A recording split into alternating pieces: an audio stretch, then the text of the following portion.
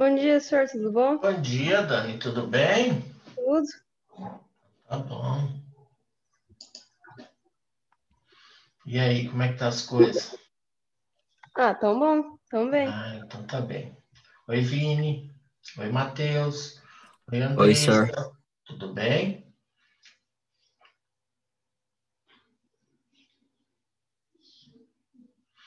Oi, Dudinha. Oi, senhor, bom dia. Bom dia, que voz é essa? De sono.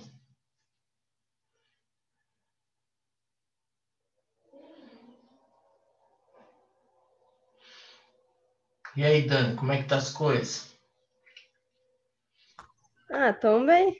Ah, então tá bom. Vocês têm a tarefa 26 para fazer correção, né? Vocês conseguiram fazer? Fez, Dani? Uhum. Tarefa 26. Ah, muito bem.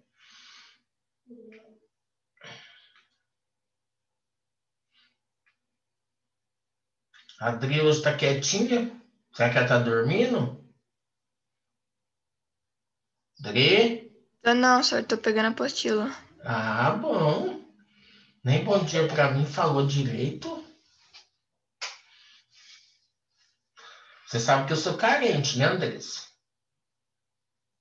Eu sei, senhor. Ah, sabe, olha que sem graça. Ai, ai, ai. Até a foto da Duda sorriu desse jeito. Bom dia, Matheus. Fala bom dia pra mim.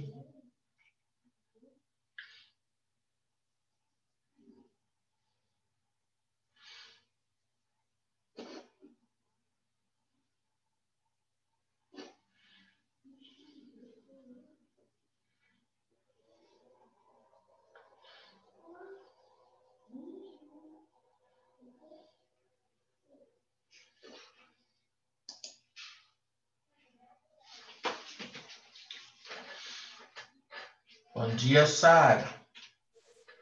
Bom dia, João. Bom dia, senhor.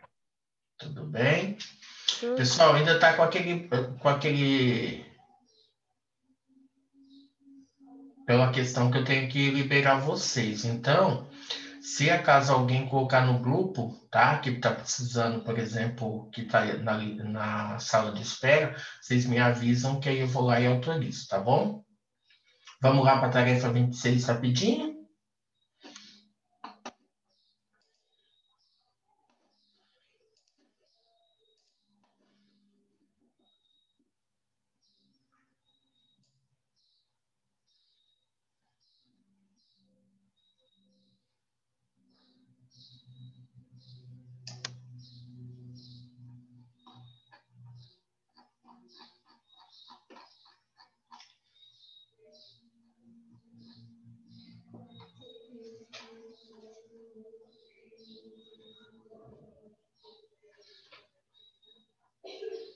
Vamos lá rapidinho?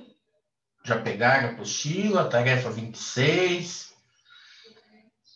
Então a gente começa aqui um mapa, analisando o mapa de anamorfose, né, que fala um pouquinho sobre a questão dos imigrantes. Então a gente tem algumas perguntinhas, né? Segundo o mapa, quais as regiões do planeta sofreram maior alteração por receber os imigrantes? Então a gente tem a América do Norte, a gente tem Europa Ocidental e a gente tem essa parte do Oriente Médio, né, que foram lugares que sofreram maior deformação, tá? Aí depois eu tenho, né, observando o continente americano, como podemos justificar a sua distorção. Então, os Estados Unidos, né, estão muito ampliados, indicando o grande número, né, de imigrantes em seu território, e a América Latina muito reduzida, indicando um número menor de imigrantes em seu destino, tá bom? Vamos lá? Agora a questão C, tá? O que mostra a questão C? Como podemos justificar essas diferenças, tá? Espera-se que o aluno destaque as diferenças econômicas entre os países, assim como os conflitos que atingem a região do Oriente Médio e da África. Então, o que a gente consegue perceber? Né? Por que as pessoas saem? Por que as pessoas vão para um determinado lugar? É a mesma coisa chegar aqui e perguntar, Andressa, se você pudesse ir para algum país morar, que país você iria? E ela vai falar, tal país. Por quê? Às vezes por causa da qualidade de vida, às vezes porque é um país gostoso para se viver e tudo mais. Então, são exemplos que a gente tem, tá? E aí, na página 50, a gente tem um gráfico, né? Mostrando o fluxo de crianças de imigrantes. Então, a gente tem aqui os Estados Unidos e a gente tem aqui o México, né? Então, seriam alguns lugares. E depois nós temos de quais países da América Central chegam os menores, né? No caso, El Salvador, Guatemala e Honduras. Então, aí qual a fronteira representada no mapa? É a fronteira entre o México e os Estados Unidos. Qual a grande discussão que se faz atualmente sobre essa fronteira? Então, a construção do muro, né? Literalmente para fechar, né, a questão dessa entrada de imigrantes. E segundo o gráfico, de quais países da América Central são originários a maior parte das crianças, né, que tentam chegar aos Estados Unidos. Então, é El Salvador, Guatemala e Honduras. Aí tem uma perguntinha que ela é pessoal, né? Será que a construção do muro, né, de muros, é a melhor forma para barrar a entrada de imigrantes? Né? Que outras soluções poderiam ser possíveis, né? Então, você pode ver que as outras questões literalmente é tarefa NET, né? Então, até estava aqui para vocês darem uma olhada. Então, a gente não se atenta muito, porque está lá até para quem quiser estar pesquisando. Agora, essa pergunta D aqui, quem gostaria de responder? Alguém?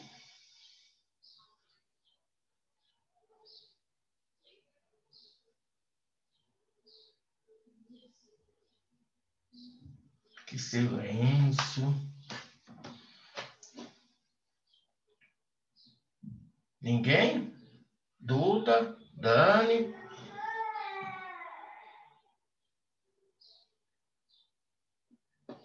Vocês estão me ouvindo, pelo menos?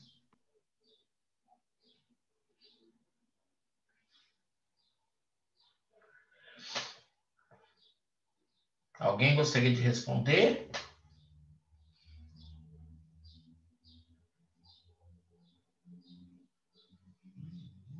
Então, assim, uma das coisas que chama atenção, às vezes o muro não resolveria todo o problema, mas uma das coisas que a gente poderia estar colocando, que outras soluções, né? Às vezes os investimentos desses países, né, que têm uma melhor qualidade de vida, que são mais ricos, mais desenvolvidos, às vezes, né, trazendo mais multinacionais, né, tendo uma ajuda financeira também, né, a esses países com maior dificuldade. Então, isso os países começam a melhorar e automaticamente as pessoas não vão querer sair, né? É a mesma coisa, o Brasil está passando por um problema econômico, então outros países acabam ajudando para que não tenha, vamos falar assim, o interesse das pessoas daqui saírem, tá bom? São exemplos que a gente pode estar analisando, tá? Voltando agora lá para a página 23.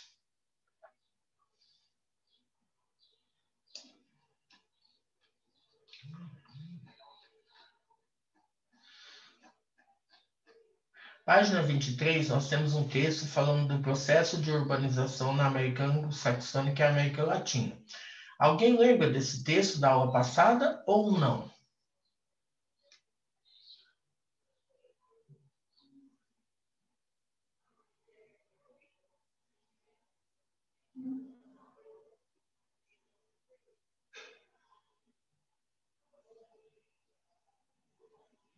Eu acho que a gente leu, senhor.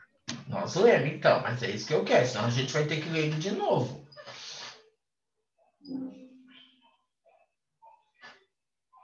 E aí? O processo de urbanização na América Anglo-Saxônica e na América Latina. Quem lembra? Ninguém? Vamos ler de novo, então? Então, vamos lá. Vini, Andressa, Dani, né? João, cada um lê um parágrafo. Vamos lá, pode começar. No continente americano, há um predomínio de países com uma taxa de urbanização acima de 50%. Porém, mesmo com essa característica comum, há uma grande diferença quanto ao seu tipo de urbanização. Vimos que o processo de colonização do continente ocorreu de modo diferenciado nos países, povoamento e exploração. A América anglo-saxônica, que é uma região desenvolvida, possui um processo de industrialização ao longo do século XIX. No período da segunda Revolução Industrial, no período da segunda Revolução Industrial, a América Latina, que é subdesenvolvida, possui países com grande heterogeneidade, enquanto alguns receberam filiais de multinacionais e se tornaram industrializados, emergentes ou em desenvolvimento.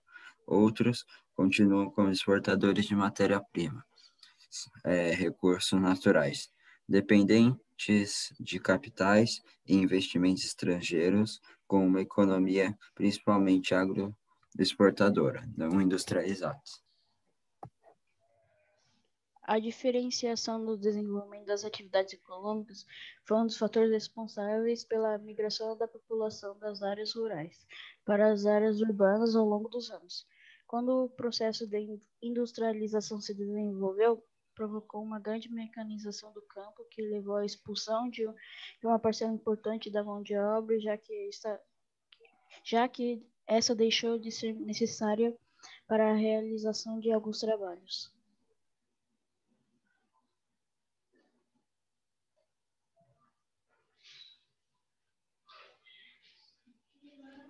A população rural passa a fazer parte de um contingente de imigrantes que vende suas propriedades e se dirige para as cidades, promovendo assim o êxodo rural, principal movimento migratório dos países subdesenvolvidos. A possibilidade de trabalho em diferentes atividades como as indústrias e setores de comércio e serviços atrai essa mão de obra. Essas atividades demandam qualificação e treinamento diferenciado em relação às atividades desenvolvidas na zona rural. Com isso, há uma dificuldade inicial na empregabilidade dos trabalhadores migrantes que nas cidades ocupam áreas menos valorizadas, com infraestrutura inadequada às suas necessidades. Saneamento, saúde, educação, transporte, moradia, entre outros. Luana?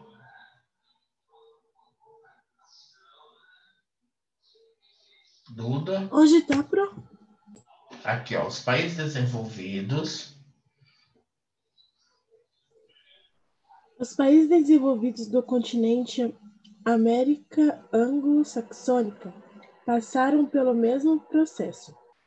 Porém, como sua industrialização deu em meados do século XIX. Essa migração foi ocorrendo mais lentamente, possibilitando o desenvolvimento de infraestruturas que acompanharam o crescimento econômico dessas cidades. Nos países de industrialização mais recente, como o Brasil, o México e a Argentina, esse processo migratório ainda acontece e ocasiona sérios problemas nas áreas urbanas. A falta de recursos e investimentos em planejamento provoca o surgimento de moradias sem infraestrutura. Os aglomerados subnormais, normalmente em áreas de mananciais e áreas sujeitas a problemas como deslizamentos de terra que por essa mesma razão não são ocupadas pela população em geral. Nos países que apresentam essa urbanização excludente, por não integrar toda a população em sua rede de serviço, é comum o desenvolvimento de atividades econômicas concentradas excessivamente no setor de comércio e serviço, hipertrofia do setor terciário, com emprego sem carteira de trabalho registrada, informalidade, como vendedores ambulantes e demais subemprego. Essas cidades são caracterizadas por um inchaço urbano, denominado caos urbano ou macrocefalia urbana. Então, o que nós estamos falando aqui? Que há uma diferença muito grande na forma de urbanização dos países da América Anglo-Saxônica, ou seja, os países ricos, desenvolvidos, e dos países da América Latina, aqueles que têm mais problemas, né? Não é à toa que a gente fala aqui, as cidades ela não se estruturou para receber aquele contingente de população, e aí acaba tendo problema com saneamento, saúde, educação, transporte, moradia. Muitos, às vezes, trabalham no centro da cidade e moram nas áreas periféricas, ou seja, as áreas mais distantes. Tem gente que demora 2, 3 horas para chegar até o serviço e vice-versa, do serviço até a casa. Então, tudo isso faz com que o quê? A cidade cresça demais, sem nenhuma estrutura, e acaba tendo todos esses problemas. Já nos países desenvolvidos da América Anglo-Saxônica, o que aconteceu? Foi de uma forma mais lenta. Então, as cidades puderam se organizar, né, para receber aquele contingente de população. Imagina você, por exemplo, com uma casa de 1 quarto e você recebe, por exemplo, 10 pessoas, né? Agora, você tem o que? Minha mãe está grávida, vai ter mais um filho, então vamos se organizar, vamos fazer mais 1 quarto. Então, quer dizer, a estrutura, né, é diferente. Então, você organizando, né, planejando com antecedência. Então, tudo isso são os problemas, né, que acontecem. Aí a gente tem na página 24 as diferentes cidades do continente americano, né? Então, os diferentes processos históricos e culturais de urbanização das cidades americanas acabaram por produzir espaços com paisagens bastante diferentes. Então, pode dar uma olhada, né, nas imagens, por exemplo, Cidade do México, Bogotá, a questão de Lima, La Paz, né, Santiago. Então, a gente vê que existe muita diferença até nas construções de uma cidade para outra, né? Olha lá, vamos analisar a paisagem de algumas cidades do continente americano e depois responder as questões, né? Então, olha lá, olha Nova York, olha Toronto, olha, por exemplo, Havana. Porto Príncipe, né? Olha lá no Haiti, né? O tipo de construção. Buenos Aires e São Paulo. Então, são exemplos que a gente tem. De acordo com o mapa, o Novo Mundo Urbano da página 20, todos os países possuem o mesmo nível de urbanização? Explique. O que vocês acham? Todos os países possuem o mesmo nível de urbanização? Podem falar.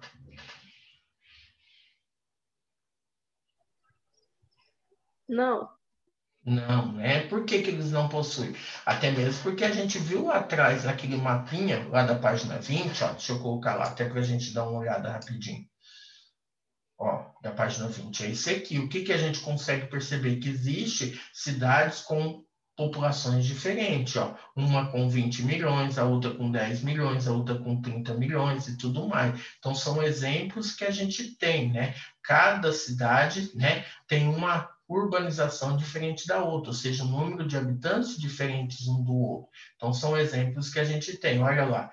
Então, quando a gente fala, né, na pergunta aí, né, de acordo com o mapa, o Novo Mundo Urbano, da página 20, todos os países possuem? Não, né? Os países não possuem o mesmo nível de urbanização. Estados Unidos, México, Canadá, Argentina, Chile, Brasil, Cuba estão numa faixa acima de 75%. E já Peru, Bolívia e Colômbia possuem uma taxa de 50 a 74%. Já o Haiti está de 25 a 49% da sua população vive na cidade. Então, a diferença seria essa, tá bom? Vamos para a segunda questão. Um minutinho para vocês fazerem aí. Alguns já fizeram, né?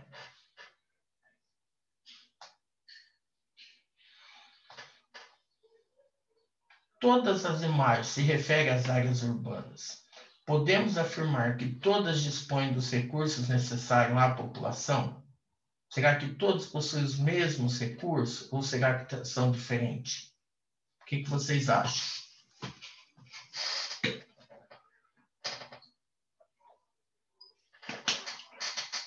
Nossa, gente, o que aconteceu?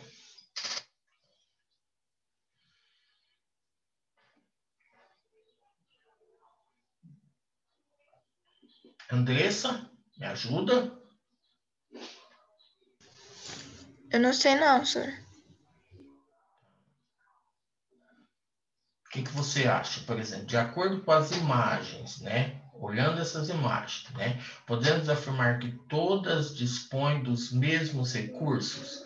Por exemplo, se você olhar aqui, Porto Príncipe, se você olhar São Paulo, eles têm os mesmos recursos ou não?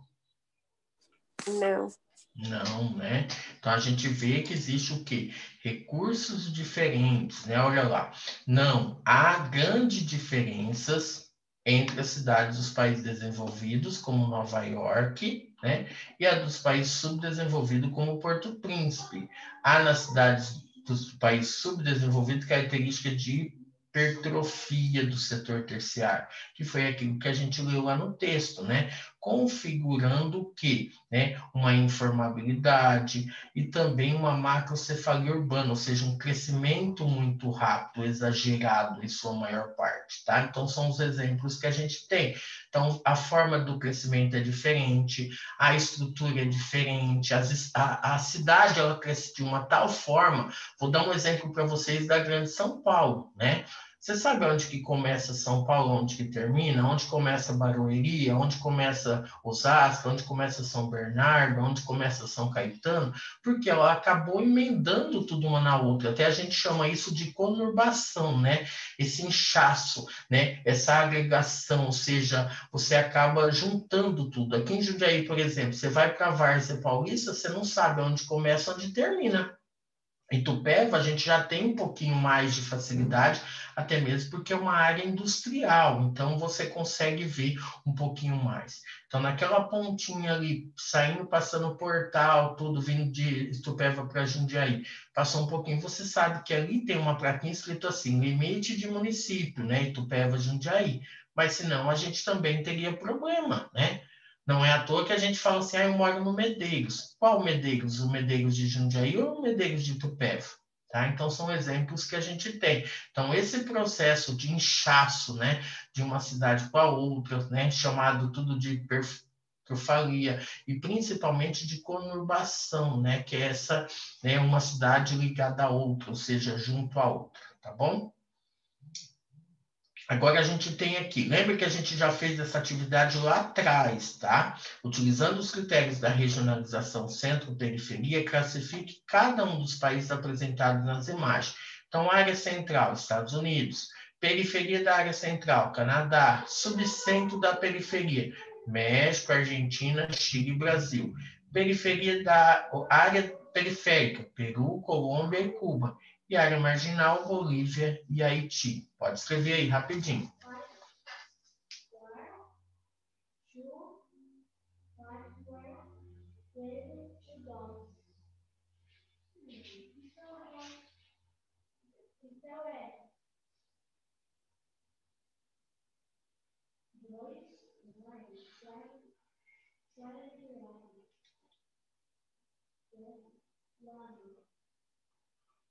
Pronto? Agora nós temos um texto. João Pedro, já marcou?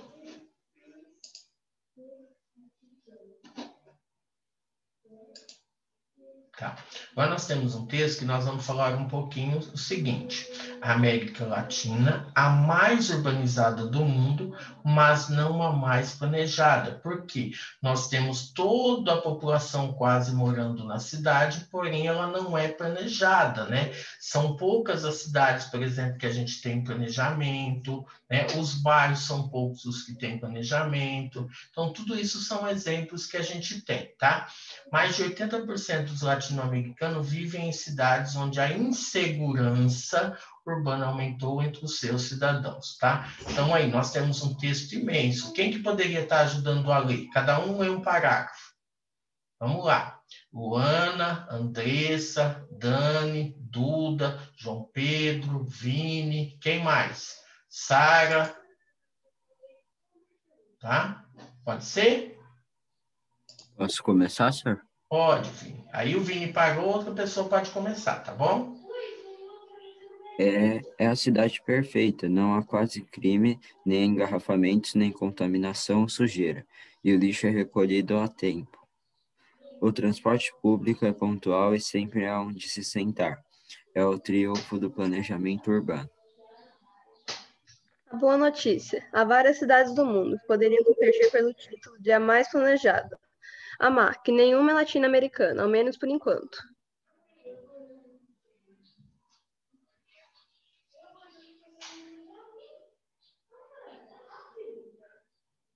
Vamos, gente.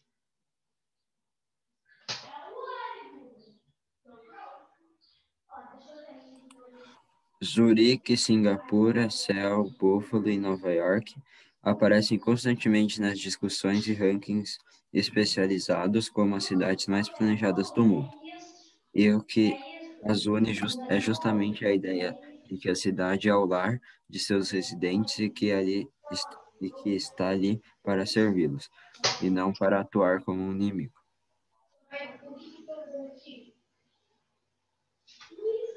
Isto cobra particular relevância na América Latina, a região mais urbanizada no mundo, onde 80% da população, cerca de 450 milhões de pessoas, vivem nessas cidades. Enquanto a falta de segurança aparece sistematicamente entre as principais preocupações dos latino-americanos, há outro tipo de insegurança da qual se fala pouco, mas também supõe uma ameaça para o bem-estar dos cidadãos. Trata-se efetivamente da estrutura e organização das cidades. Os avanços sociais e econômicos da América Latina durante a última década não vieram acompanhadas de um melhor planejamento dos grandes centros urbanos. E alguns resultados visíveis são o caótico transporte privado e público, a rápida urbanização sem respeito aos códigos de construção, a deficiente prestação de serviços públicos e a deteriorização dos espaços, entre outros.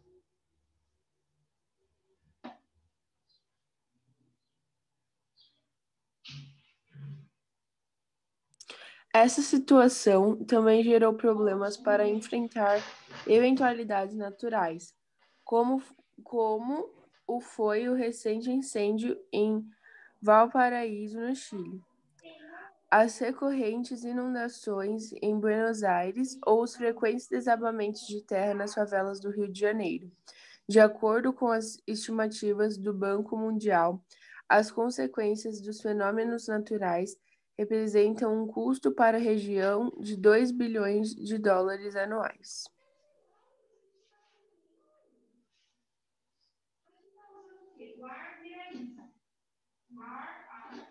João.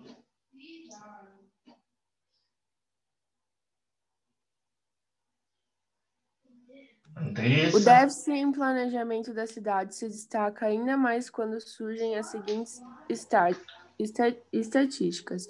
Para 2025, 10% da população mundial viverá em apenas 37 cidades. Por isso, arquitetos, geógrafos, engenheiros e governos da região têm o desafio de planejar com eficiência seus centros urbanos para convertê-los em locais mais habitáveis e seguros. Na América Latina, deveríamos passar por um planejamento estratégico e sustentável, que, por um lado, mitigue problemas existentes, como o risco de deslizamentos em morros ou falta de capacidade nos sistemas de drenagem, e por outro, que adapte a cidade para que seja mais resiliente em ações às ameaças climáticas, explica Santiago Arias, especialista em planejamento urbano do Banco Mundial. Tá, então quando a gente fala dessas ameaças climáticas, a gente também não pode esquecer do quê?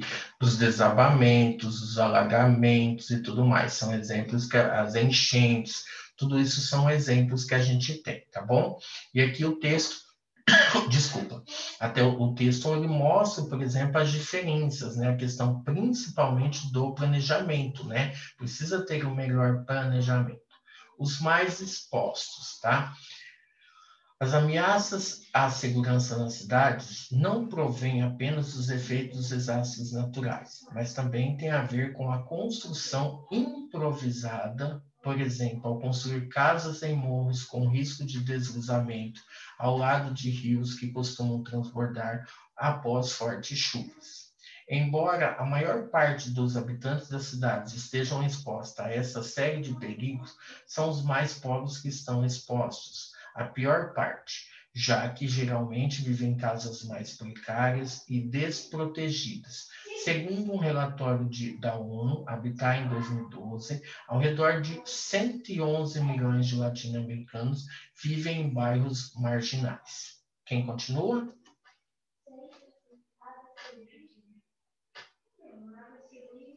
De qualquer forma, os especialistas concordam que ainda faz falta um planejamento urbano que integre todos os setores para fazer das cidades latino-americanas locais mais seguros.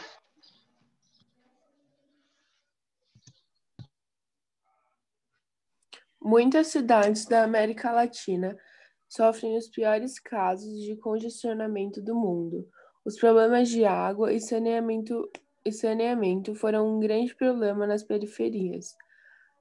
A mudança climática aumentará o problema de acesso à água na região, afirma Xiomene Tan, especialista no Fundo para o Meio Ambiente Mundial.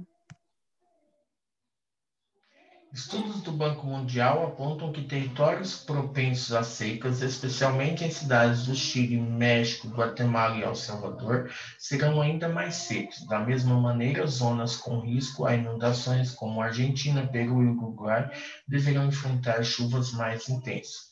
As cidades latino-americanas dependerão de um melhor planejamento para que estas projeções não tão pouco alentadoras não se cumpram e permaneçam só com maus presságios. O que quer dizer isso? Né? Principalmente, eles já estão dizendo que pode acontecer e tudo mais. É a mesma coisa, a pessoa vem e constrói uma casa, né, numa área de risco, ou seja, numa área de desabamento. Né? Aí depois acontece todo o problema e fala, ai, o que aconteceu comigo, tal. Então, tudo isso a gente precisa ser visto antes. É igual quando você vai construir uma casa. Você tem que fazer todo um alicerce. Não adianta nada você construir uma casa, fazer um sobrado lá, fazer um predinho e não pôr alicerce nenhum. O que vai acontecer? Ela vai desabar. Então, isso às vezes acaba sendo o quê? Consequências, né? De um mau planejamento. Isso é legal que a gente pense. O subtítulo da reportagem mostra a expressão insegurança urbana. Qual o contexto dessa expressão de acordo com a notícia? Por que insegurança urbana? Né? Aonde eu vou morar? Será que eu tenho segurança? Não tenho? O que acontece? Então, olha lá, o contexto da expressão insegurança urbana destaca o quê? As estruturas das cidades com problemas ambientais, que no caso climático, saneamento e os tipos de moradia. Isso também são problemas que a gente tem, tá? Pode continuar. Pode continuar? E aí a questão B, ó. Qual a solução para os problemas apontados no texto de acordo com o autor? O que ele sugere que seja feito?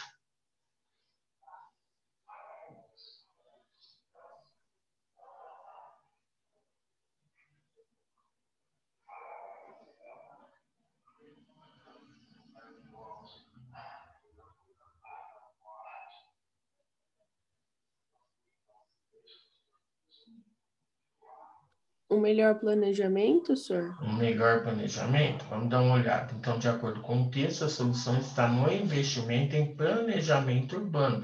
Então, precisa se organizar, né? A cidade em que você mora apresenta algum desses problemas?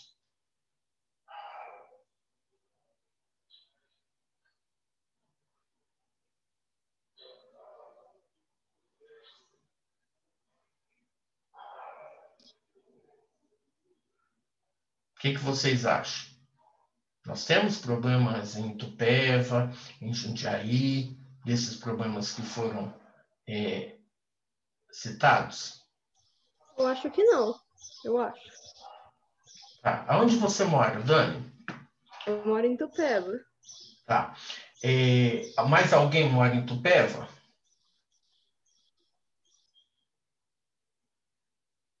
Andressa? Moro, senhor. Tá, então vou dar um exemplo. Há uns 2 anos atrás, né, eu acho que até foi o ano passado, no começo do ano, alguma coisa, nós tivemos uma chuva muito forte. E aí aquela região do Monte Serra foi toda alagada. Vocês lembram disso? Eu lembro, senhor. Isso. Então, assim, Dani, a gente sabe que a questão, por exemplo, de alguns lugares. Então, a gente sabe que nós não temos aquele problema com tanta intensidade, mas a gente sabe que isso pode acontecer, tá?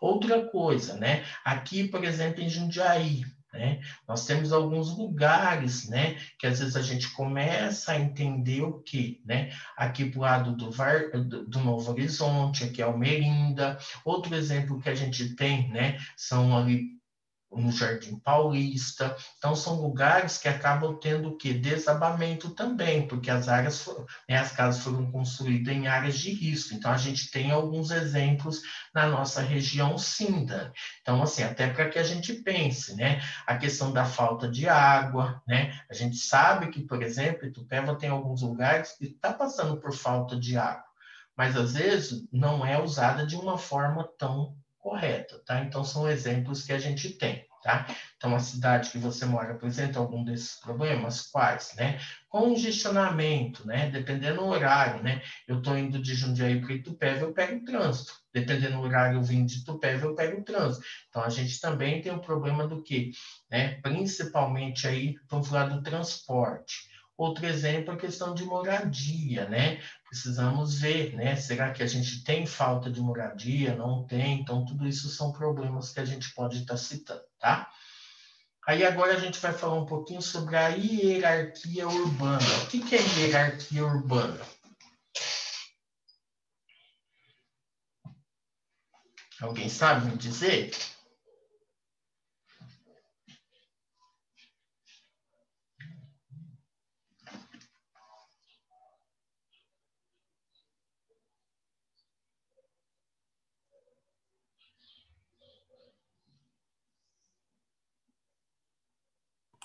Eu não sei não, senhor.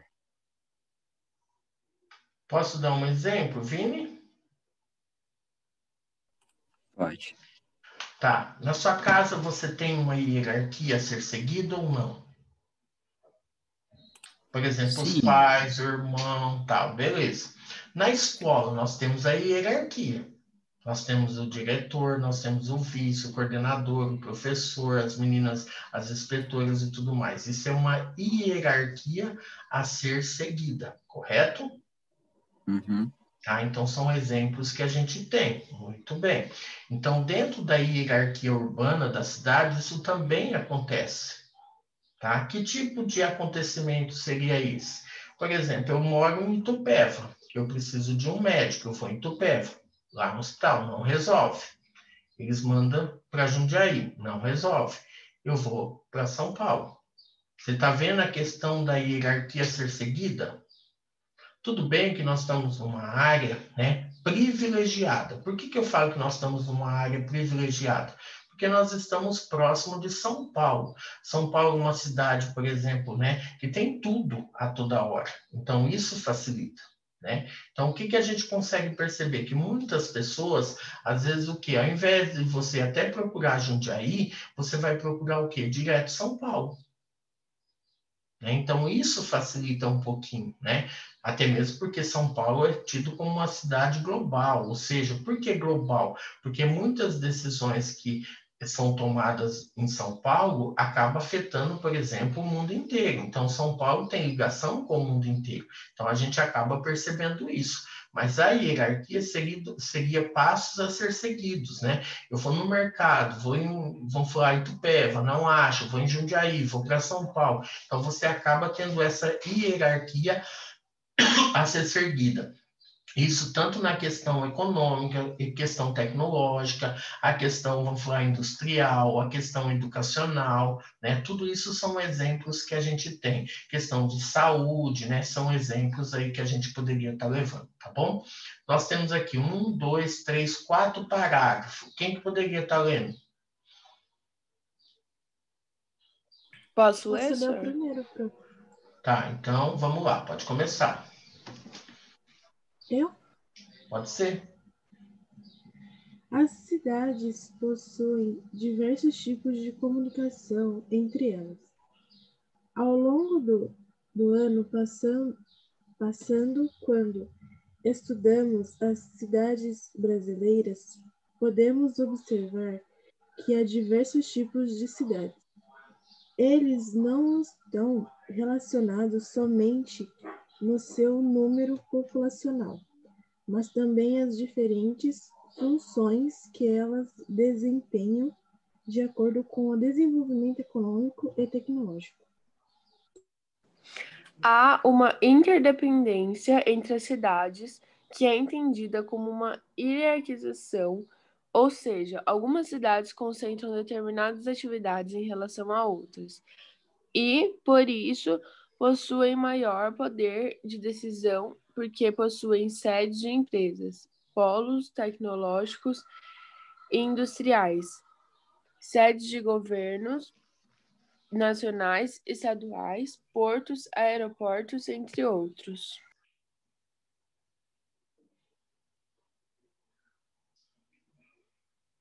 Essas relações entre as cidades sofreram alterações ao longo do tempo. Atualmente, com a revolução nas comunicações, internet, novos fluxos financeiros passaram a ocorrer em relação a anos passados. Há muito tempo, as relações entre as cidades ocorriam de modo semelhante ao esquema ao lado. Devido a esse novo desenvolvimento tecnológico, houve o surgimento das cidades globais, provocando uma dinâmica entre elas. Então, aqui eu tenho um exemplo, né, da cidade menor para a maior. Então, quem é a maior? Aqui um exemplo seria, vou dar um exemplo para vocês, seria São Paulo. Depois eu teria aqui Jundiaí, depois eu teria Itupeva, né? E aí eu teria os bairros, né, até para que vocês entendam de uma forma melhor, tá? E depois nós vamos falar um pouquinho das cidades globais. O que são cidades globais? São aquelas que estão interligadas com o mundo inteiro, né? Então, você tem aqui São Paulo, que acaba tendo essa ligação, Rio de Janeiro, né? E tudo mais, as áreas de influência, tá bom? Alguma dúvida até aqui? Bom dia, Mirella. Tudo bem, filha? Vamos lá agora para a revisão. Tá. Então, nós temos aí, com relação à América Anglo-Saxônica, é correto afirmar que abrange apenas os Estados Unidos e o Canadá, quando a gente falou lá das taxas de urbanização, tá?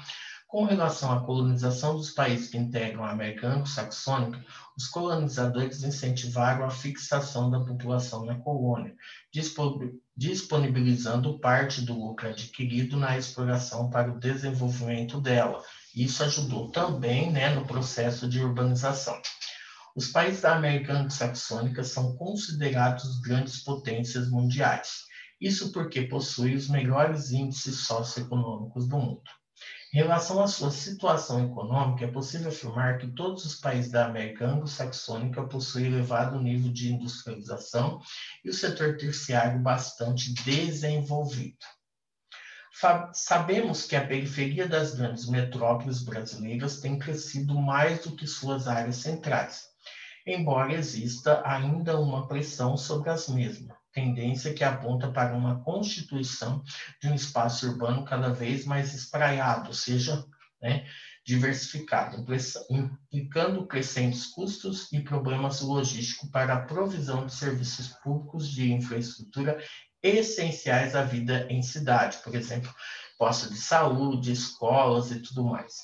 Ao mesmo tempo, boa parte das pessoas que migraram do núcleo para a periferia na segunda metade dos anos de 1990 trabalhavam no núcleo em 2000, sugerindo um movimento que aumenta a população residente na periferia. mas não atenua a pressão por mercado de trabalho que afeta as áreas centrais. Então, muitas pessoas saem das áreas periféricas, ou seja, da periferia, dessas áreas mais afastadas, para trabalhar onde? No centro, né? Isso a gente vê, por exemplo, no transporte público, né? A quantidade de pessoas que pegam o ônibus nos bairros para ir para o centro, né? No período da manhã e depois no final da tarde para vir embora. O panorama apresentado pelo trecho acima se apresenta como causador ou intensificador de outra problemática relativa às metrópoles brasileiras, que é a ausência da mobilidade urbana, ou seja, dessa forma de movimentação, né? A questão do transporte, seja ele particular, seja ele público e tudo mais. As metrópoles e suas regiões metropolitanas, em linhas gerais, consolidam-se a partir de uma cidade núcleo principal, né, e as cidades satélite, aquelas interligadas econômica, estrutural e socialmente. Vamos dar um exemplo, tá? Muitas pessoas saem de Jundiaí e Itupeva para trabalhar aonde? São Paulo. Do mesmo jeito, muitas pessoas saem do bairro, né, e de outra cidade, de Itupeva, de Várzea, de Louveira, para trabalhar onde? Em Jundiaí, tá? Quando essa interligação é observada sob o aspecto da contiguidade espacial, ou seja, dessa ligação geográfica, dá-se o nome de conurbação, né? Que é essa ligação. Lembra que eu dei exemplo para vocês de Várzea, né? Muitas pessoas acabam saindo, por exemplo, de Várzea para trabalhar em Jundiaí, mesmo sabendo aonde começa, né? Onde termina, por exemplo, Jundiaí e Várzea. A mesma coisa acontece também na grande São Paulo, né? Aonde que começa Barueri, onde termina, onde começa Osasco, São Caetano, São Bernardo, tudo isso são exemplos que a gente tem, tá bom? Alguma dúvida? Vocês gostariam de perguntar alguma coisa? Podem falar.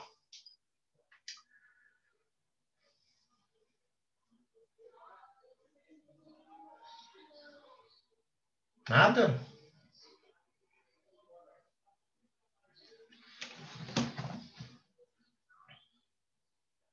Nossa, gente, que silêncio. Deram o print já? Lu? Vini? Já dei, já. Então tá. Dei também, senhor. Então, alguém gostaria de perguntar alguma coisa, de tirar alguma dúvida?